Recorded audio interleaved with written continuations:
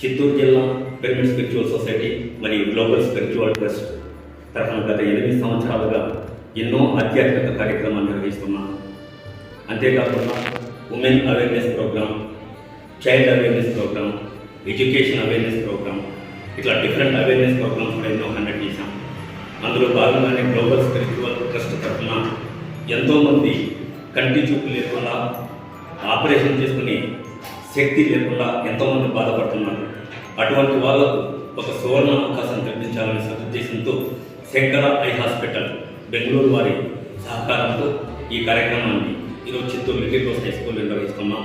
కంటికి సంబంధించిన ఏ సమస్య ఉన్నా వాటన్నింటినీ నిపుణుల చేత పరీక్ష చేయించి ఆపరేషన్కి అర్హులైన వారందరినీ ఉచితంగా బెంగళూరు శంకర హాస్పిటల్కి తీసుకెళ్ళి వాళ్ళకి ఆపరేషన్ చేయించడమే కాకుండా అవసరమైతే లెన్స్ కూడా ఉచితంగానే ఏర్పాటు చేసి వాళ్ళకి ఉచిత వసతి, ఉచిత భోజన సదుపాయం కల్పించి తిరిగి చిత్తూరుకు తీసుకురావడం జరుగుతుంది.